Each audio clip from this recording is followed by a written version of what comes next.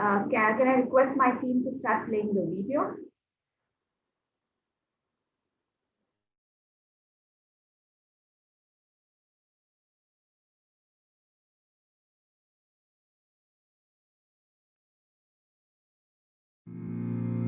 The last 2 decades, we experienced the rise of Chinese photovoltaic companies and the transformation of LONGi from a pathfinder and an inventor of technology to an industry leader. LONGi was established in 2000 and changed the game rules of the industry by promoting monocrystalline modules in 2015. In 2016, LONGi's mono-PERC technology brought the industry into an era of high efficiency and low LID. In 2017, LONGi's bifacial PERC technology increases remarkable module power output with rare side irradiation. In 2019, M6 silicon wafers led the PV industry to an era of 450-watt ultra-high power. With strong innovations, LONGi has made numerous achievements like 24.06% efficiency of monocrystalline PERC cell, the highest production of bifacial monocrystalline modules in the world, continuous technology advances and LCOE optimization. Now, LONGi is about to set off another advancement in the industry once again. The latest LONGi high Mo5 modules with optimized LCOE, especially designed for large-scale PV stations, are now available. The power output of high Mo5 is up to 540 watts, with over 21% efficiency. The optimal size of the high Mo5 module, coupled with sophisticated construction, can reduce costs while increasing power generation. As seen in the PV station in Zhoushan, China, high Mo5 can significantly lower labor, land, and BOS costs and reduce LCOE. Also, the application of high Mo5 in Qatar has proved to be a remarkable improvement in cost reduction. The advanced technology of the high Mo5 leads to optimal LCOE, which is the result of LONGi's exploration of every detail of functionality. New M10 gallium-doped silicon wafer can reduce the linear power degradation to 0.45% per year. Compared with the traditional welding technology, LONGi's smart soldering technology reduces the tensile strength of the cell by 20%, by reducing the distance between cells by 2/3. This technology achieved a 0.3% improvement in module efficiency. High Mo5 follows a mature and reliable design path, framed, tempered glass on both sides to ensure the load capacity of the modules, with no crossbeam on the back to the module that blocks reflected light to ensure continuous and efficient power output. In practical applications, the size of high Mo5 is suitable for the main 1-portrait and 2-portrait horizontal single-axis tracking system. At the same time, it is perfectly compatible with the next-generation inverters. The working current, including 15% bifacial gain, is kept within 15 amps, without the loss of current generation.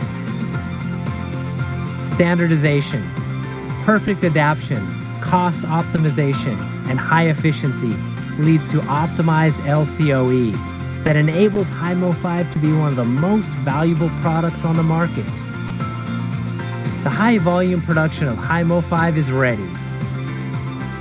By first quarter of 2021, global supply is expected to reach 13.5 gigawatts.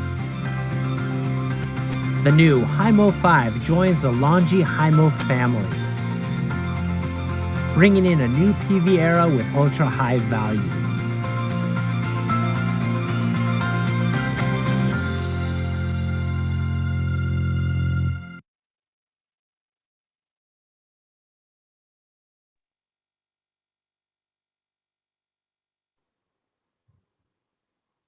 Thank you for the video. Hello and very good morning, Tunisia. Attendees joining from Middle East and India, very good afternoon. This is Sangeeta here, and it's my pleasure to welcome you all on behalf of Solar Quarter and First View Group to our virtual event on Digital Roundtable of CNI Project Leaders of Tunisia, Lessons from the Top. This digital roundtable is organized to bring industry leaders and experts from solar rooftop sector to debate and highlight opportunities, pressing issues, and challenges.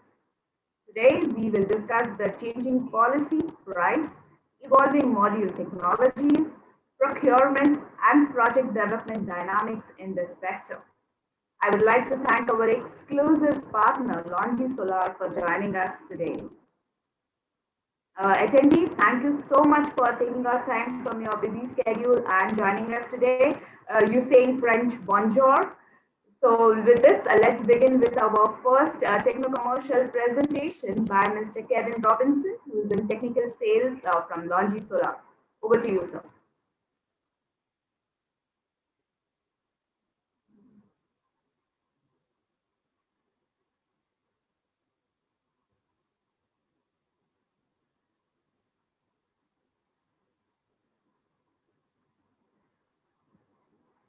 Sir, I'm not able to hear you.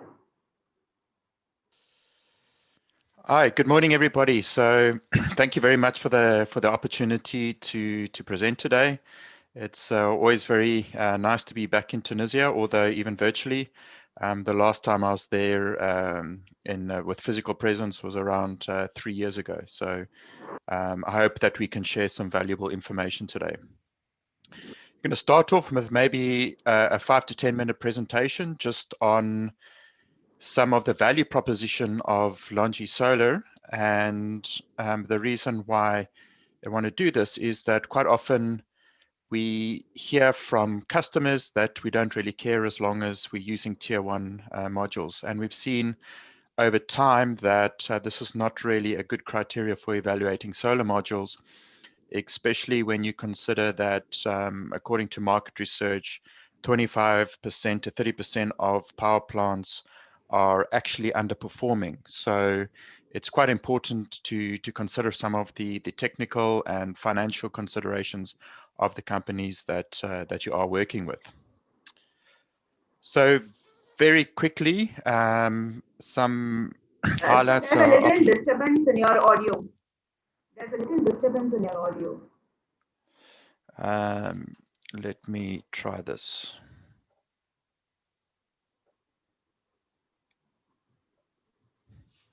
I'm just switching the connection, and let's see if that that will work better.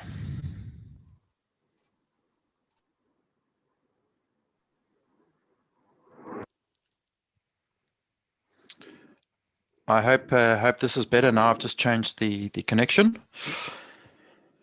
So a little bit about Longi. So there's still a little disturbance. I'm not sure why. So anyway, a little bit about Longi. Established in the year 2000. We have over the years become a market leader in the solar industry. Just under $1 billion revenue invested in research and development. So this means as a module manufacturer, we are the largest investor in research and development.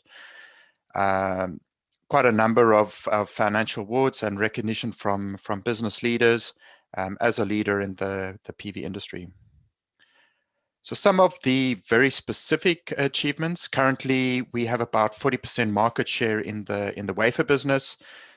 Last year, we had quite a highlight for us specifically, but I think also for the global market, in that we were the first company to ship over 20 gigawatts of modules.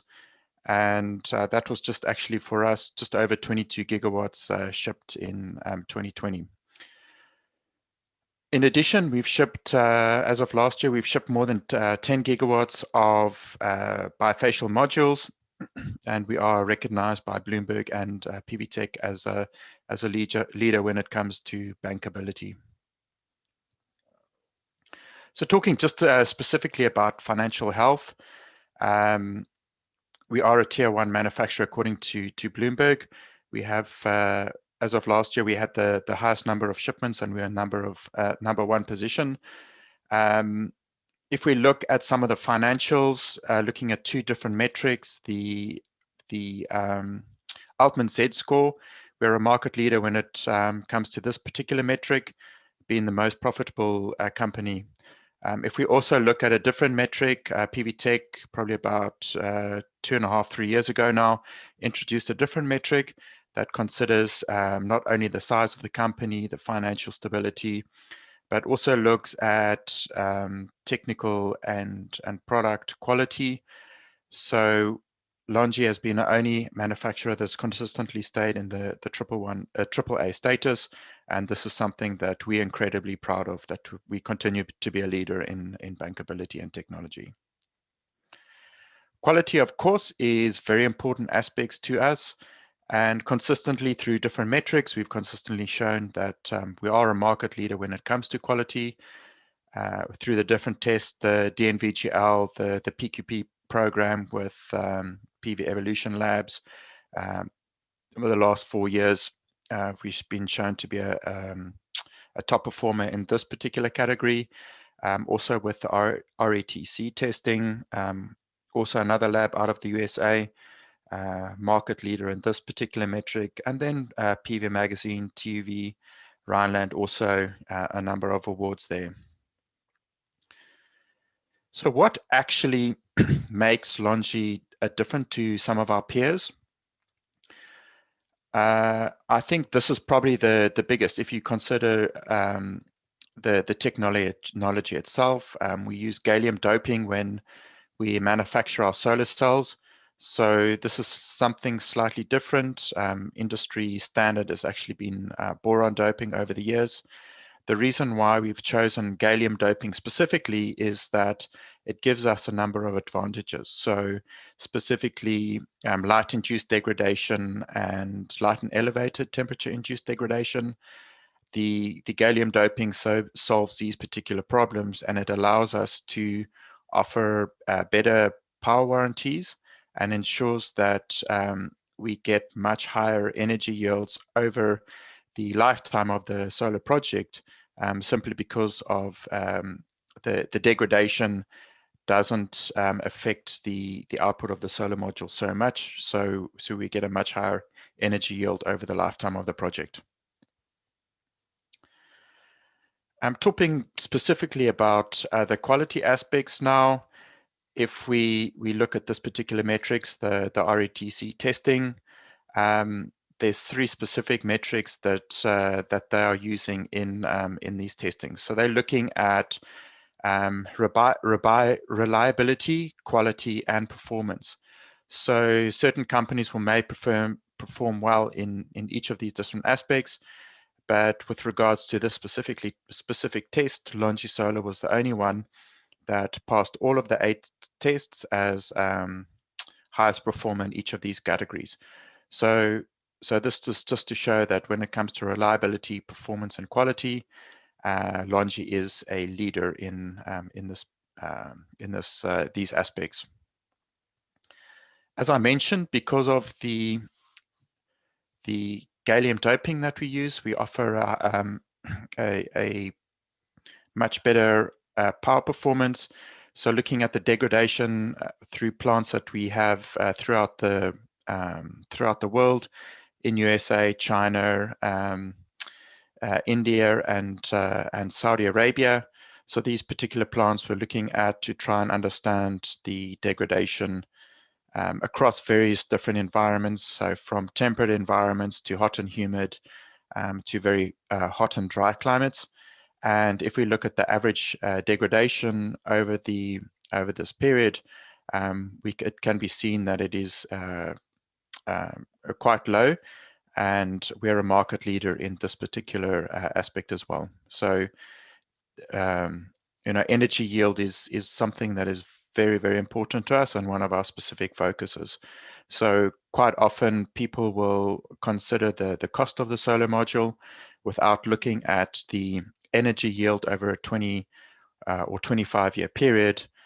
So what we're trying to do is to change mindsets to consider the levelized cost of electricity, because energy yield is important, but also the actual quality is important as well, especially in a rooftop environment. As I mentioned earlier, research shows that 25 to 30% of the modules are underperforming for various reasons. So by focusing on quality, reliability, as well as energy yield, it helps us to give comfort to our customers that they are getting a product that is not only reliable, but it's backed up by a company that is financially stable. And if anything should arise, we'll be able to honor the warranties as well. So just in conclusion, our product portfolio,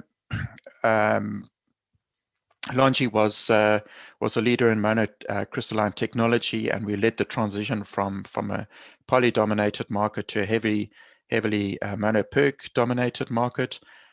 Currently, our main production lines is the HIMO 4 and HIMO 5 product ranges. So HIMO 4 we do in a 60 and 66 cell module, so from 380 to 415 watts in the different cell configurations. We also do 72 cells, which is our mainstream production is around 450 watts.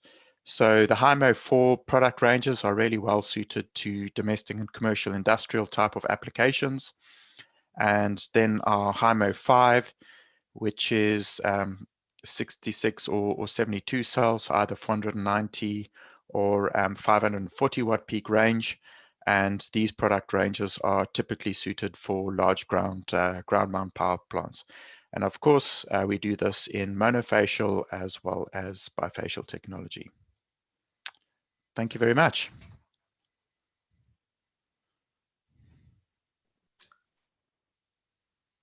Thank you, Kevin. That was an interesting presentation. I'm sure as we go down the line, we can touch base on some of those points. So I think we are good to start, and we have a wonderful lineup of speakers today. I welcome each of you. Thanks for taking time, and thanks to Solar Quarter and Sankita for organizing this wonderful event. So I think we can initially start with a bit of a background. We'll just probably go around, and probably I will just give a quick snapshot about myself, a quick bio, and we can move around. So myself, I work for CPP Wind Engineering Consultants. We are a leading wind consultants globally, understanding wind effects on structures, essentially.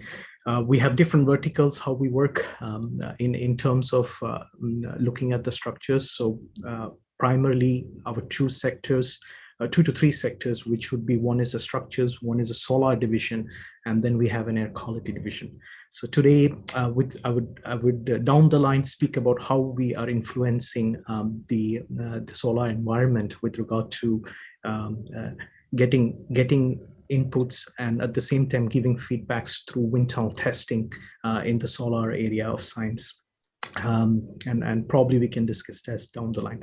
So to start, maybe let's start with Ali. Would you like to give a background about yourself to the audience, and we can go down the line? Okay, thank you, Elias. For my sides, my name is Ali Kansari. I work in renewable and solar energy business since '81. I work in research and development in France, 5 years in storage of energy. And I was one founder of governmental agency of saving energy, l'Agence nationale pour la maîtrise de l'énergie. I was one of the founder, 86 to 92. Since 92, I built a solar energy system. The first, I think, was again with Morocco, the first company private in renewable energy in North Africa. I work full time in off-grid, and since 90s in grid connection. Today, I am the chairman of this company. And also, I am like the president of Photovoltaic Energy Association. We have about 500 companies, small company, they work in this sector, very active. And today we talk to make focus in rooftop, because you have many programs in Tunisia, and we talk, it's our reason today is we talk about rooftop solar. And mainly, it can give you briefly the energy situation in Tunisia. Thank you. Great, thank you, Ali. Maybe let's move on to Anwar, please, as I see in the screen. Hello, Anwar. Okay, hello. Hello, everyone. So I present myself. My name is Anwar. I've been in the business since 2015. I'm the managing director of Volta PV and Solacta Solar. Basically, we're an EPC. We do all type of solar energy, including residential, also CNI rooftops, water pumping applications. I've been, as I said, I've been in business since 2015, but I have a software background, engineering, and actually Volta PV and Solacta Solar are a family-based company. So it's family owned. We are starting. I mean, we are trying to keep up with the business. It's kind of difficult these times, you know, the COVID and its application. But we are still one of the companies here in Tunisia, one of the companies, reputed company in Tunisia. Great. Thank you, Anwar. Maybe let's move quickly to Ahmed. Ahmed, please introduce yourself. Hi there. You're muted there. Okay, yeah, thank you. So hello, everyone. I'd like to thank you all for this, for joining this meeting. This is Ahmed Usliti, this is CEO and Development Project Manager for Afritech. Afritech has been in the business of solar and telecom off-grid solar solutions since 2011. I joined Afritech as part of the graduation project for my engineering degree. Then I quickly have been promoted after developing the commercial and industrial feasible technical feasibilities, then moved to the financial feasibilities, and we've been wrapping up this whole thing back and forth, approaching clients. I've been passionate about solar since a long time ago, and it even has reached me to study solar even in San Francisco, but doing good for the country that has brought me back here, and here we are today trying to move into the CNI scheme, and with the collaboration and a big push from the government, from the business owners, Mr. Anwar has been speaking, we all can reach the CNI, because it has not been let's say it's an untapped market, and let's figure out what we can do today. Definitely, I agree. And Kevin, I know you spoke just with regard to the presentation. It was very interesting. Would you maybe give a little bit of intro background about yourself to our audience, please? Yeah, sure. I suppose I should have done this at the beginning of the presentation. So a little bit about me. I've been involved in the module business since 2008 in South Africa with various manufacturers. And, I think in South Africa, the module manufacturing business finally came to an end roughly about 3 years ago. So various manufacturers just ended up shutting down. I've worked for Chinese manufacturers since 2014.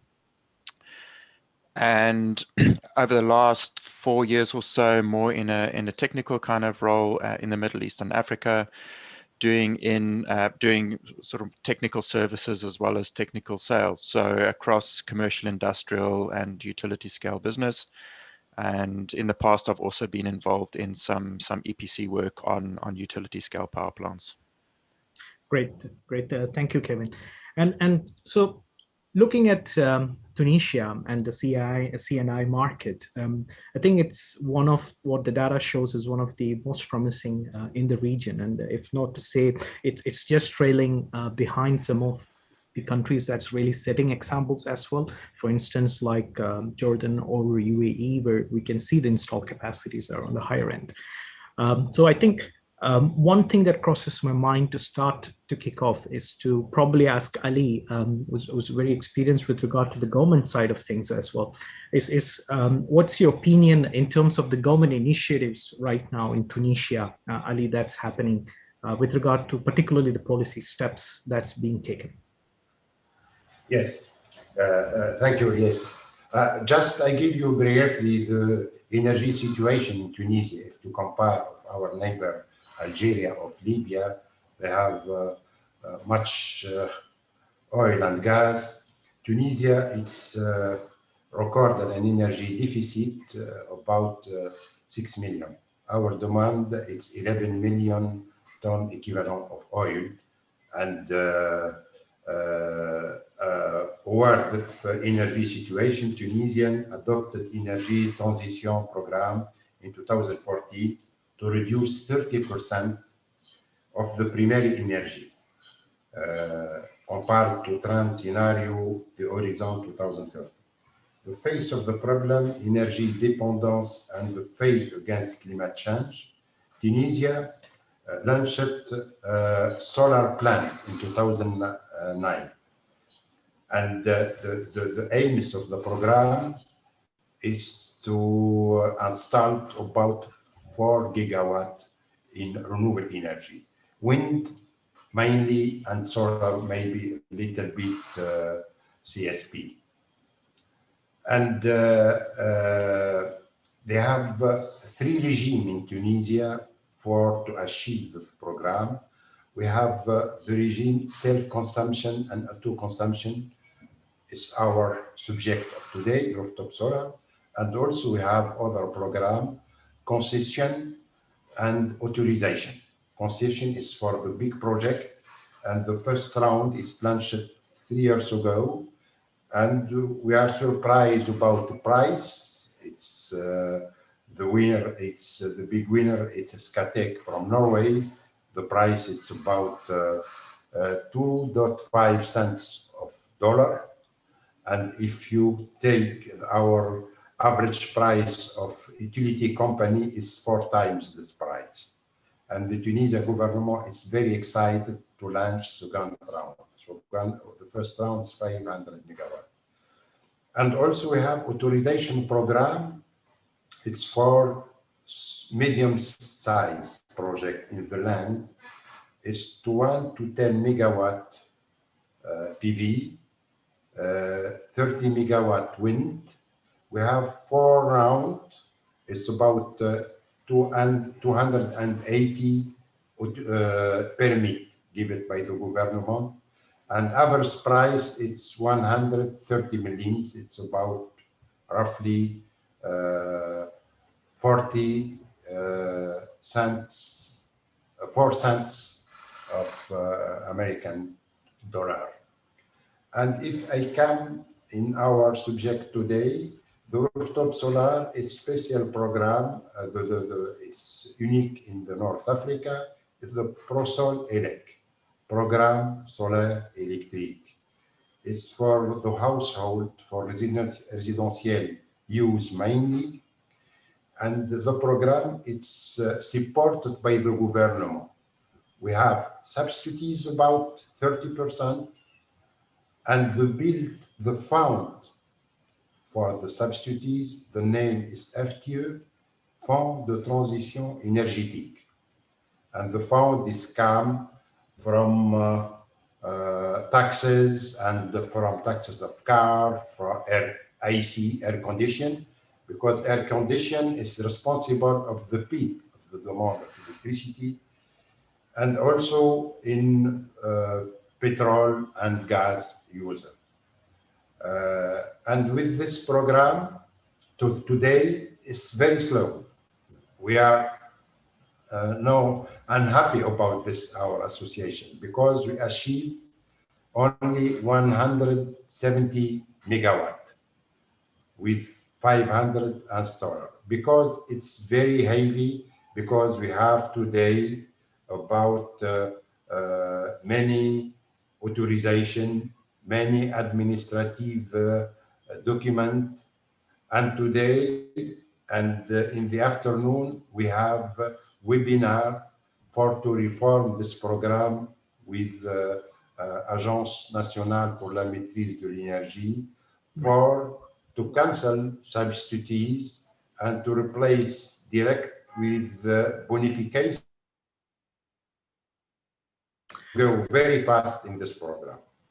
And the best thing we have the net metering in Tunisia, and the time back for the project is about 5 years. And today the electricity with utility company and the government, they give subsidies of the cost of the tariff. And I think in next 2 years, we cancel the subsidies and the electricity has become very high. And the efficiency, it's go more and more rentable. Yeah, I use in French, French one. Availability is very nice and next. And I think the market in rooftop solar, we have about 4 million residential household. If you take 1 kilowatt by household, the market is about 4 gigawatt. And it's very exciting market. And also we have other program. We have program for, because why we give subsidies of electricity? Because we have some segment of population, they consume less than 1,800 kilowatt hour. It's economic household, and you have program for that. When we start this program, I think we cancel subsidies of electricity, and with the new reform to reduce, to cancel the subsidies because it's very heavy, we can go very fast. You can achieve more gigawatt in next 10 years. Right. So I think that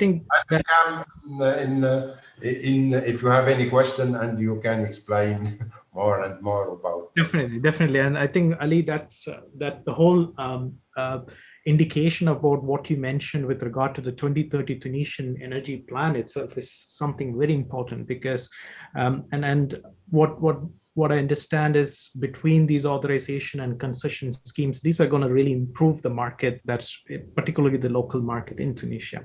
I'll bring in Kevin now. Kevin, what's your thought? Because as a LONGi, as a supplier, what's your thought in the industry? I mean, this is primarily looking at a government interaction. Do you think you, from a commercial point of view, do you require support as such with regard to, let's say, the module supply as such? And are you facing particular challenges you would see not only in Tunisia, but the more broader market that you're dealing with currently? Okay, so I'm filling in for our commercial manager from North Africa, so he'll probably be in a better position to talk about that specifically. I would say in terms of a market condition, I think a lot of that engagement comes from industry associations. It comes from business leaders, as well as the EPC in general. Part of that participation from a module supplier, of course, is to support those kind of initiatives. I think as a module supplier right now, some of the biggest challenges are local content. I think that's quite a big discussion point in a lot of different markets, and I believe that's still something that's happening in North Africa. Logistics is a huge problem that we also need to find ways to work around that. And lastly, I think the collaboration between North Africa, Europe, and the Chinese markets. A lot of time. The North African markets are engaged quite a lot with the European suppliers or European manufacturers. And I think that as a Chinese manufacturer, we need to find ways to better engage with these markets to make sure that we're helping them to grow in a cost-effective way. Right. Great. So I think what struck me was particularly the supply chain, and you talked about the logistics, but probably I'm going to come back to it, and probably we need to discuss a little bit about what I'm hearing about polysilicons and the shortages in there, and that'd be an interesting one to share. And we will move on to Anwar. Anwar, what's your thought about like you're leading the company in there, and particularly I understand you're based in Tunisia. Yes. Such and please share with us from a top pyramid perspective, because we will go slowly down once we understand how the government scheme and systems are in place. And Ali did share a very good a detailed preview about what it looks like environment locally in Tunisia. And do you think there's more need to be done from the government sector? Yeah, definitely from the government sector. I think that I mean, I mentioned this on other webinars. We need to have digital system in place to replace all the administrative paperwork and all the delays.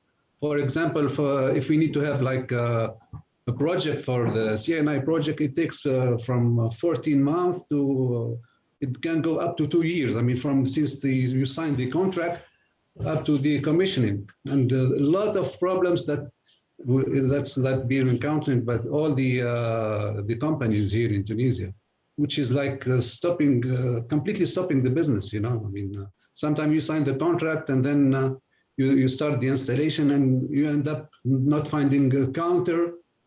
You wait for 6 months to find out a counter from STEG or things like that.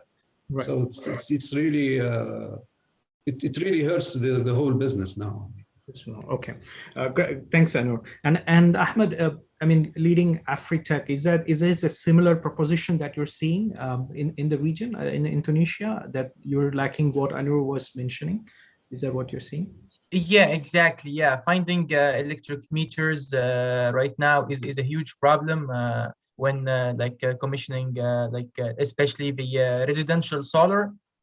But today, under the topic of CNI, as Mr. Anwar also mentioned, the administrative papers and the administrative work to start from the customer approach all the way to that the government do accept this installation takes up all the way to 14 months, plus the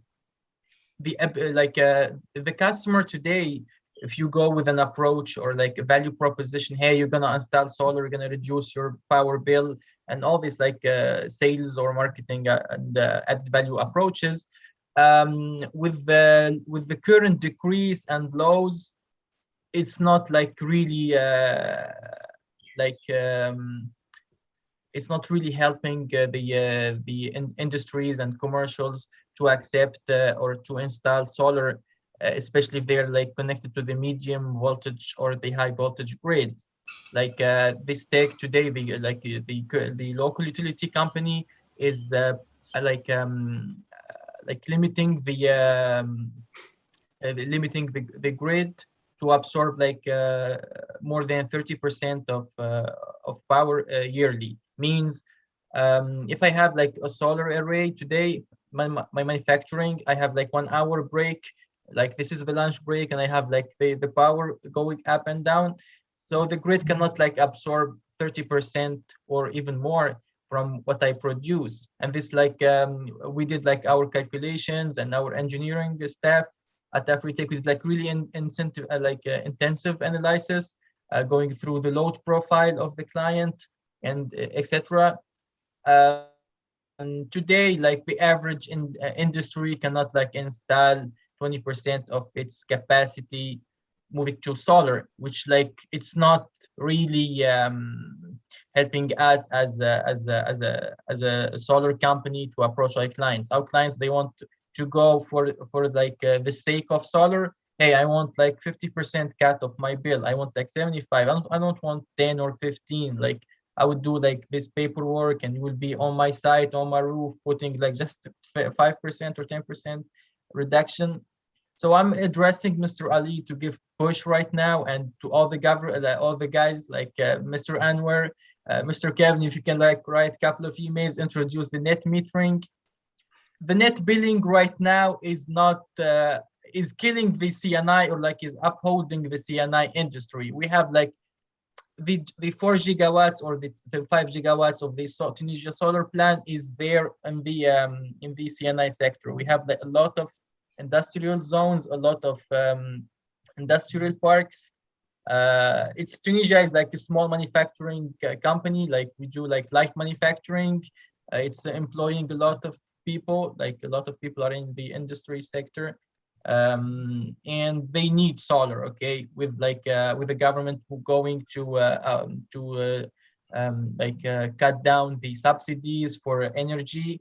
The prices will go up. Like we're expecting the electricity to go up like in the following couple of years, and we cannot put solar with these like current decrees and laws. So this is a big hey, like ask for help to save the industry, because like today with as Mr. Anwar, with the COVID, residentials or like families, they think twice before going solar, okay? And what we have as revenue streams, like we cannot like try and so okay. This is it. Like this is how I summed up. Like I can go more and more, but like this is the I would say the summary. As before the introduction, I jumped all the way to the summary. And indeed, Ahmad, it's very good to hear from you, particularly with regard to the net metering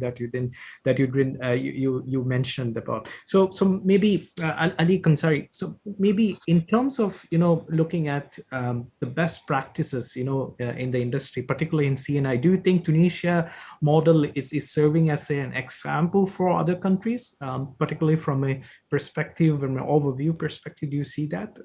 Is that setting a good example? And yes, yes. I think if you see the program and the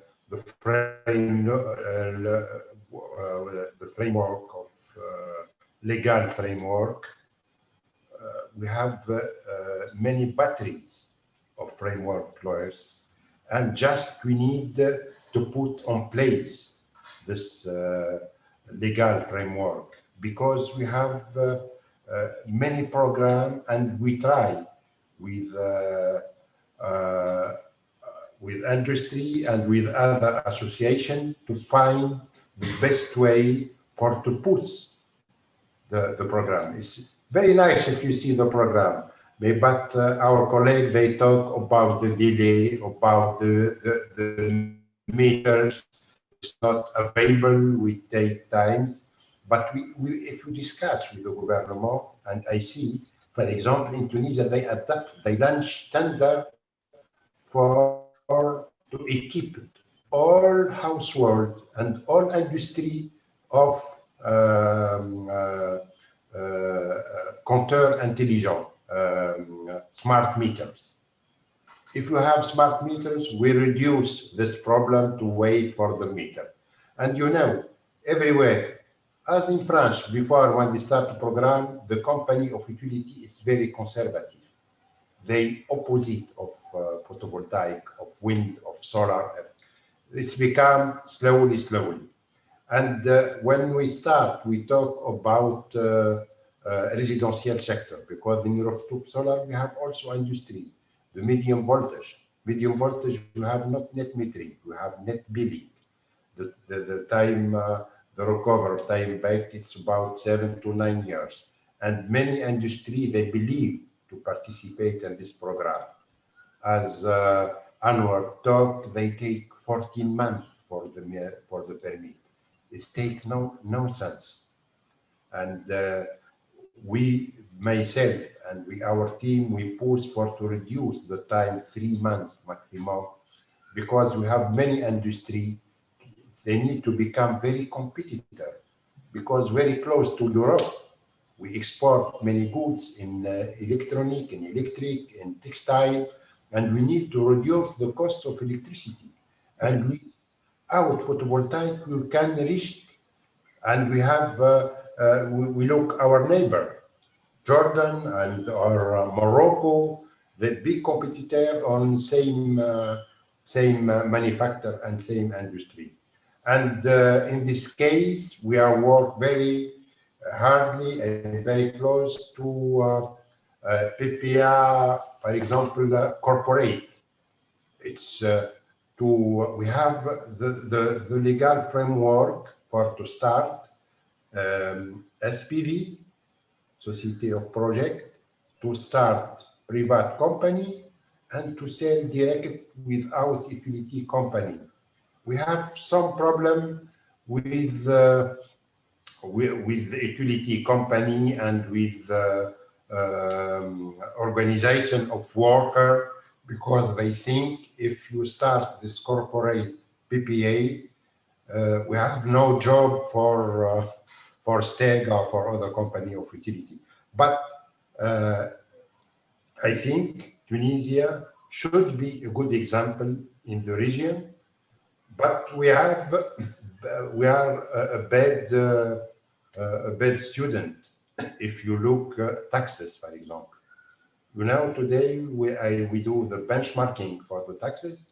We pay the higher taxes in the region, 20% of daily cost.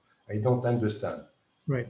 When you start my speech, I talk about subsidies. Why we put taxes, and on the other hand, we give subsidies. They take no sense. And we work to cancel this taxes and go very fast in this project. Sure. Thank you, Ali. I think that was very insightful, because what crosses to my mind when you say that is, like, for instance, in Tunisia, we know that STEG, they are the big players, the utility players, and they are the ones we know that they do control. They do make the control and the decisions. So one thing that crosses also was interesting to also see is that the time that what Ahmed and Ali mentioned in terms of the execution, if we can, maybe we need to bring down from start to end with regard to the overall time for let's say for the CNI. What crosses my mind, probably I'll quickly share, is also with regard to best practices, and from a technical consulting point, when we start to talk to lenders, EPCs, and all the other players. What we are seeing is in our portfolio of work, we get approached with regard to this particular site, and we look for the environment of the site and what kind of a wind condition would there be before bringing in those, say the CNI project, or it could be a ground utility project.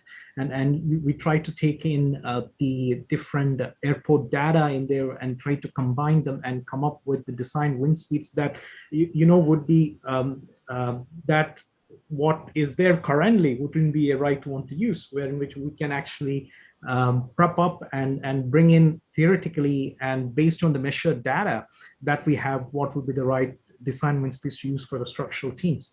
And interestingly, what happens is that we also try to do is come up with something called as an API that's used in terms of laying out on for rooftop, particularly on the CNI rooftop for industries. It's a calculation tool to understand how these loads are interacting with the wind and the structure. So that's something called as a wind lab, which is something you can all look up in our CPP's page. So I will move on to Kevin. We touched base, Kevin, something that I interestingly want to know, and what I'm hearing more and more is about the shortage of the the polysilicon there. What's your thought about that? And is that the situation improving with the COVID thing ongoing? And do you see there is an end in tunnel? I think it's quite a complex situation, to be perfectly honest, and I don't think it's a simple answer. So I think what happened is the situation with polysilicon started roughly a year ago now. If you remember, there was an explosion in one facility and then a flood in another facility. And I think what that started to create is first of all, a shortage of supply, but also a situation where there started to be panic buying. So that put additional pressure on the supply chain. But subsequently, what has also happened is there's been shortages in other raw materials that has also accelerated this problem. Okay, great. Then if you look at the market, the growth in the market, I mean, this year, it was forecast to be something around 180 to 190 gigawatts.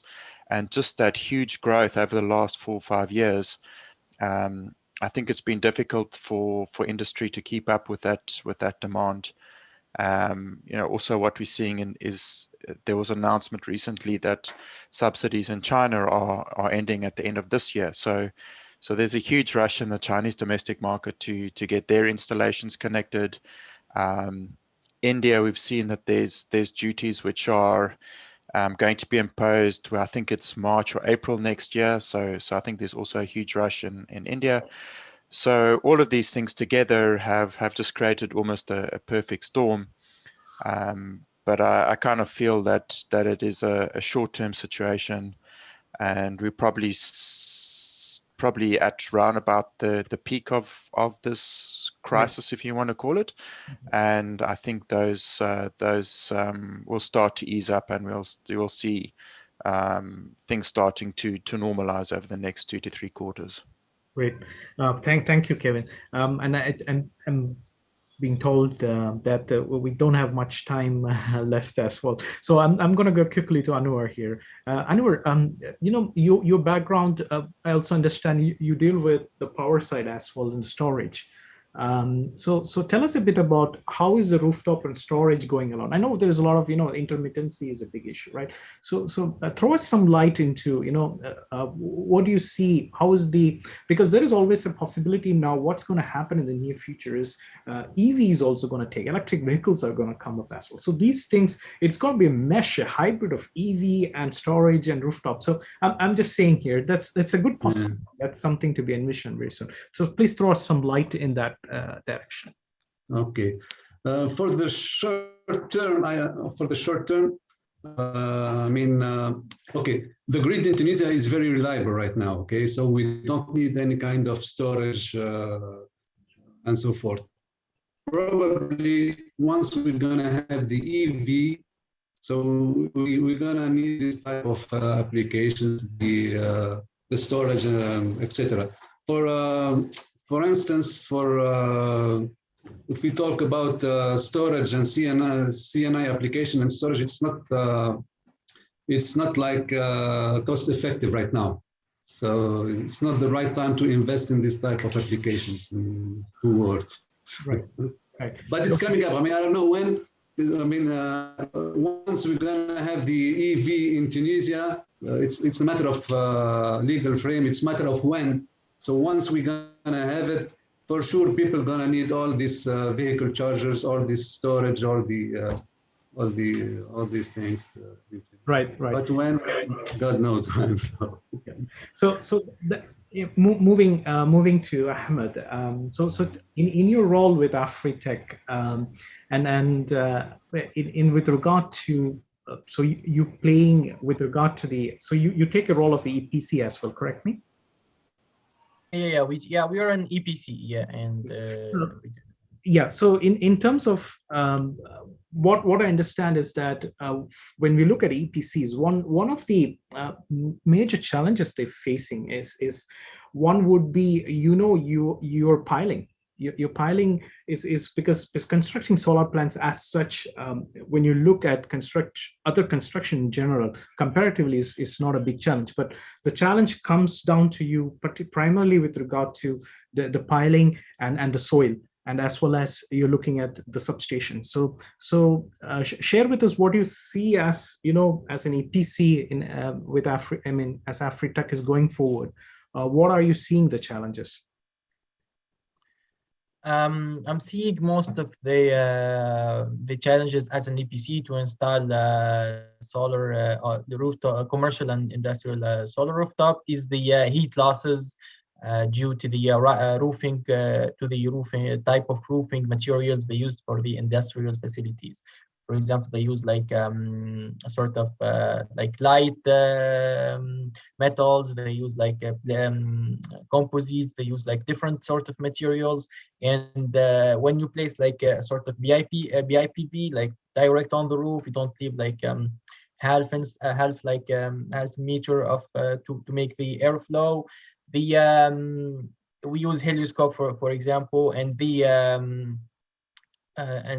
results, they come 20% losses, 25, and these are like just analysis, like these are just like the computer. They're not like real life right. data.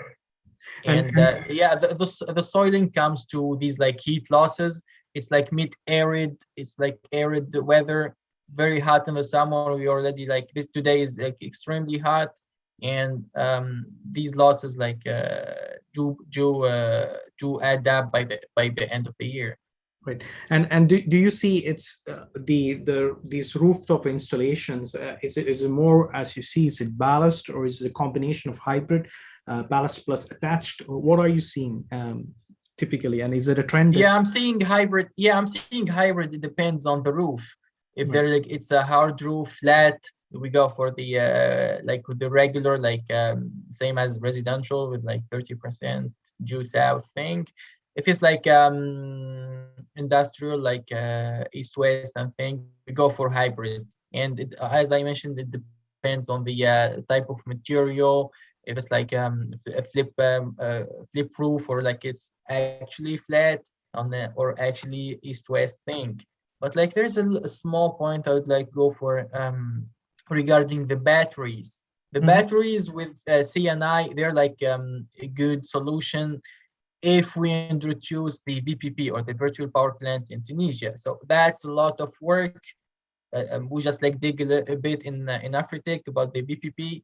But I think the whole issue of CNI introduction in Tunisia would be somehow solved, or like on the way of being solved, if we introduce the advantages of virtual power plant in Tunisia. So we kind of trying to unlock this enigma, but I will keep you updated.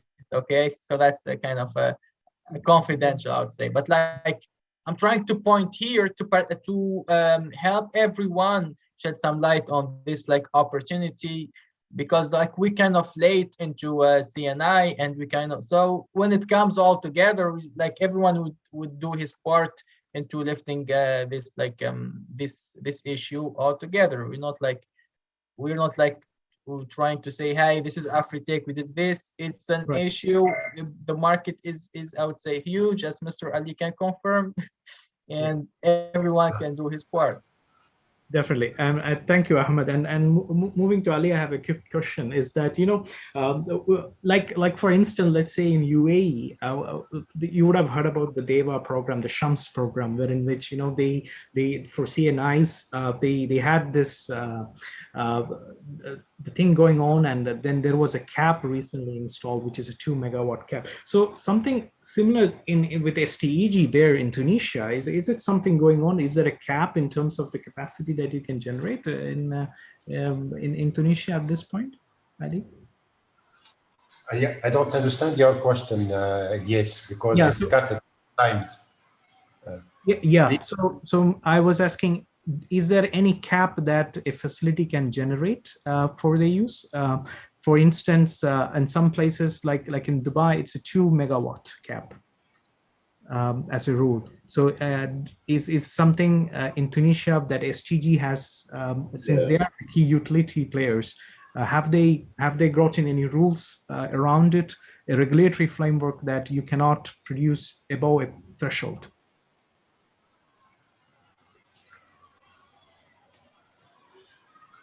I think the line is breaking up. Okay. Yeah. Okay. So you maybe can. So maybe I will. Yeah, it's cut. It's cutting off. Okay. So maybe I'll move to Kevin quickly. Kevin, while you're there, so we talked. I mean, in your presentation, you did mention, and I was noting it, that you talked about underperforming power plants. And do you think, in terms of, just a little bit of more insight into the factors that's really pushing these things to underperforming as such, and where can we, change circumstances to make them better performing? Okay, so I think there's a lot of different factors. I'll talk specifically about module selection first, and then touch on a few other things.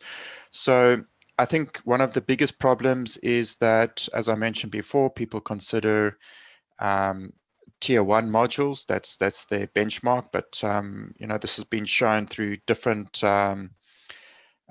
studies that what's more important is to try and focus on the technology, the bill of materials, and the kind of extended durability and reliability testing through some of the third-party labs like RETC or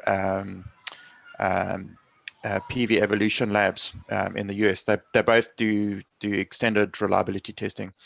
And what DuPont also does some field studies. They do about 1.5 to 2 gigawatts a year of power plants that they study, and they've shown how different bill of materials across the commercial, industrial, and utility scale sector, how those bill of materials do affect the performance of these plants. And coming to commercial, industrial, because of the heat on the roofs, they actually tend to perform worse if you have poor quality materials. So I think very important to look at the third-party testing, because we know that the IEC testing is not sufficient. Next thing comes around ventilation.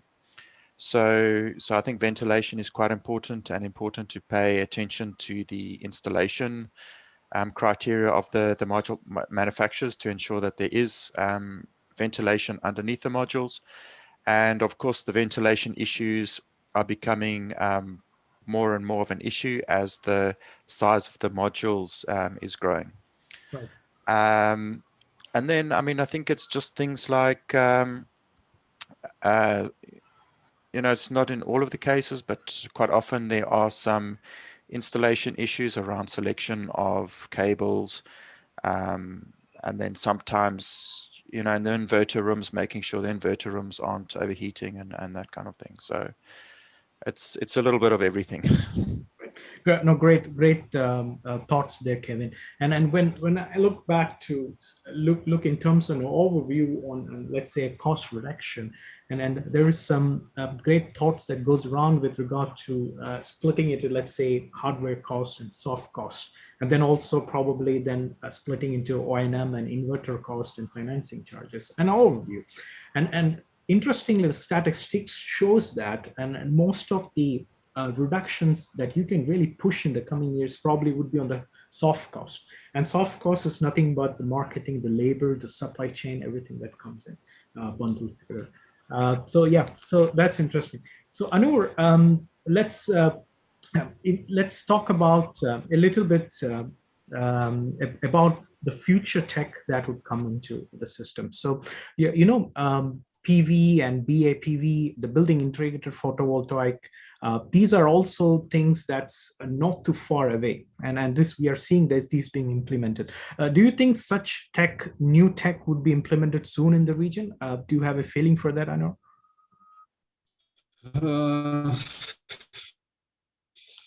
Soon, I don't know, to be honest. I mean, the technology is resting. The problem here is now with real estate, the whole real estate in Tunisia.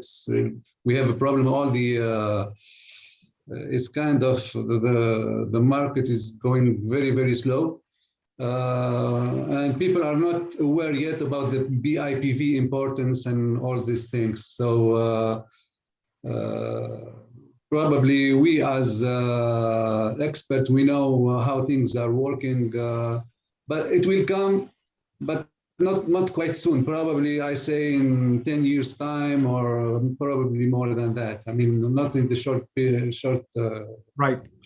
Yeah, to be on the long run. I agree, and to say in other words, also it's not only stopping there, because now what you're seeing is also with the advent of something like AI and blockchain. Even these are, for some sectors, this still could be a buzzword, but these are really there, because in the matter of fact, with blockchain, what you're doing is decentralizing, let's say, the electricity usage. So I see in the next 10 years, this can become a usage in some part of the region, at least, where the leadership is taking these things forward, and that gives a conducive regulatory framework. I mean, those all things will add in. So Ahmed, I think we are apparently crossing the time here. So let's before we round up, Ahmed, and with other panels here, I will just give a snapshot as well. I mean, things are not ending as such, because what we are seeing overview is a very positive overview of how solar sector, particularly the CNI, would be developing. And the whole interesting thing is we have still not tapped, let's say, that gigawatt. We can still do that. I mean, the challenges, we know what those, and what Ali beautifully put it with regard to some of those government framework. I mean, those are really helping, and I think with more support, we can really push those through. And I think one of the agendas in the Tunisian new energy plan was also there is an export agenda, which I understand is not yet launched, or probably not yet started. So which once you reach that level, probably that can go ahead. And overview also the grid parity and bringing down the LCO cost. I think that is always a challenge, I think, down the line, and it's going to be there for years to come. Ahmed, maybe as concluding remark, and we will go around the panels as well, share your thoughts of what you think for Tunisia and the region is what can we look forward to? Okay, that's a good question to wrap up everything. For Tunisia, let's start locally. I would say today businesses and industries, because like we have worked with these guys like so closely, they don't believe they would like try to put their hard-earned cash into a project of solar. Okay, they don't know what kind of technology they want to put on their rooftop. They don't know, so they know just solar is just like this new panels they put on the roof and etc. So I would say if we can introduce like Yellow Door in Dubai, or Siraj, or this kind of like, or Total even now, like it's the newly introduced in the MENA region, this kind of solar leasing schemes with a long-term payments. These ones that I think would help accelerate the adoption of CNI, because like we do have here, like we talked with like local leasing companies. We did that. We pioneered this kind of agreements, but like they are treating the solar panel same as a car. A car lease is not a solar panel lease. A car lease is accountably a 5-year, like you can adopt this like a depreciation of your car on your books for 5 years. A solar panel is just like 25, 35. Is that right, Mr. Kevin? 25 years, 30 years? Yeah, it can still perform 87% right now. The newest technologies is like 87% at 25 years. Okay, we kept our numbers like sharp. Then the region okay, more of a technical approach. They like in Middle East need to put more rooftop panels with Sahim 1, Sahim 2. In Oman, with yeah, go maybe Sahim 3 for CNI. I don't see much of CNI in Oman, for example, but like in Qatar, maybe like try to spread up the success of like market experiences. But for here in Tunisia, we try to introduce the new or the right way of offering solar leases with the long-term run. Right. That's it. Great, Ahmed. Great thoughts in there. Appreciate that. Ali, last time we had the audio was was bad, breaking up. Ali, can you hear us? Yes. Okay, great. As concluding, You hear me? yes, I can hear you well. As concluding remarks, Ali, what do you think? Where can we take, accelerate the CNI implementation in Tunisia? What are the steps that could be taken? Briefly, if you may, please share with us in terms of the steps that we can take as an industry going forward to have a betterment of CNI deployment in Tunisia.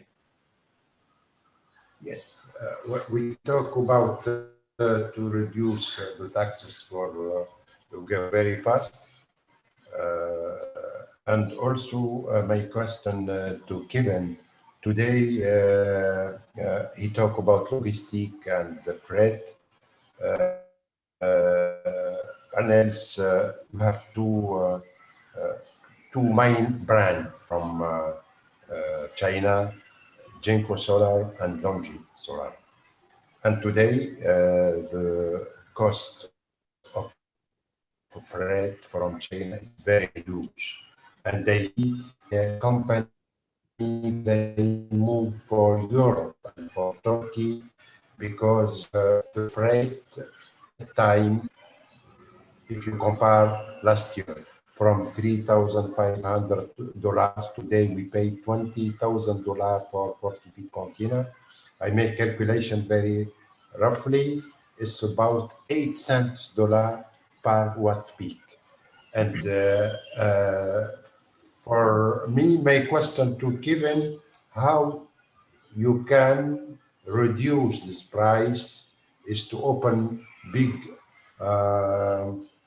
warehouse in North Africa for to stock and to bring by ship, because today it's many importer he think about to move with another side.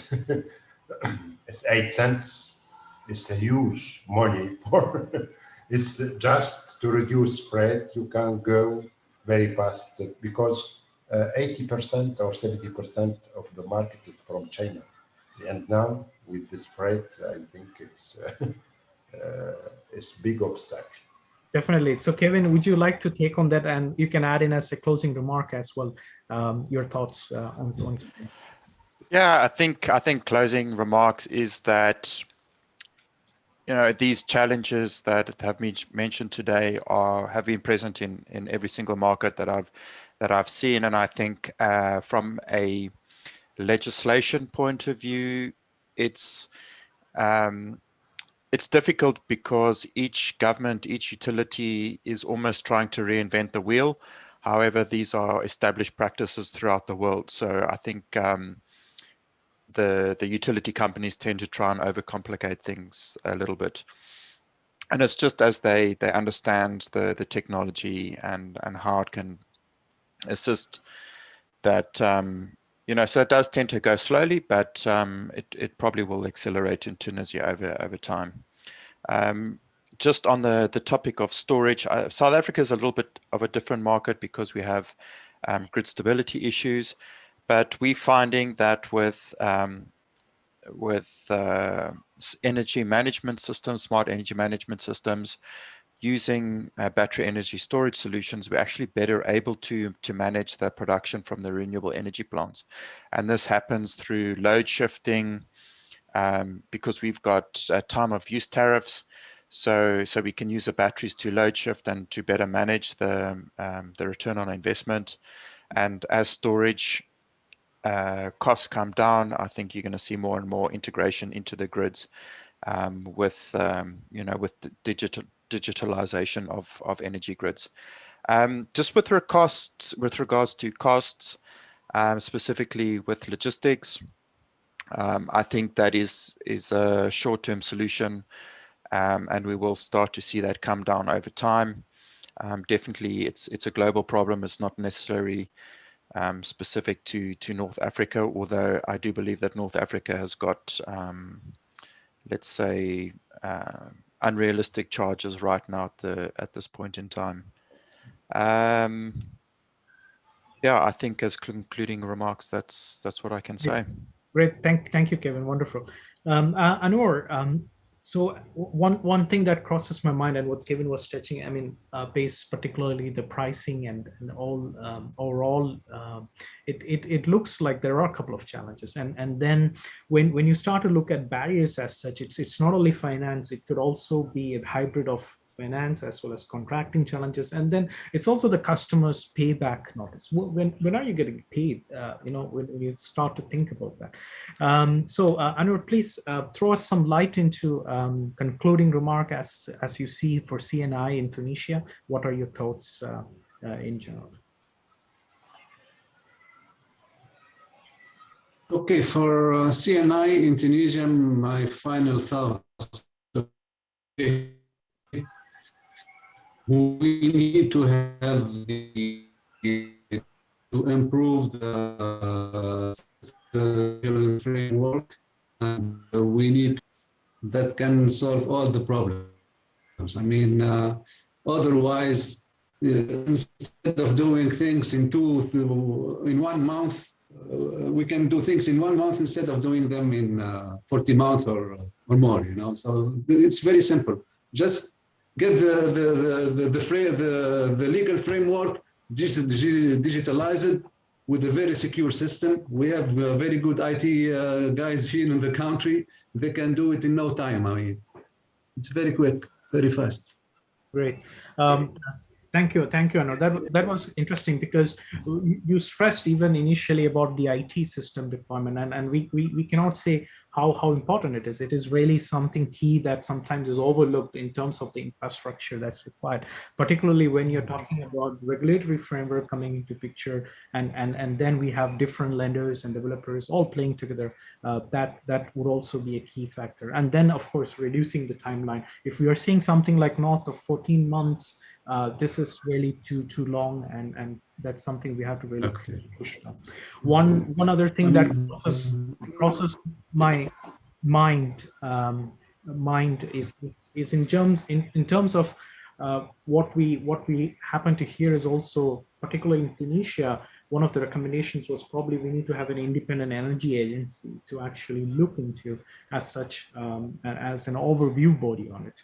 And also at the same time, we touched lightly on it in terms of the leasing models. If we can actually go back and look into the PPA versus what kind of a leasing model is that, if it's an EPC way of doing it or if it's a different contractual way of doing it.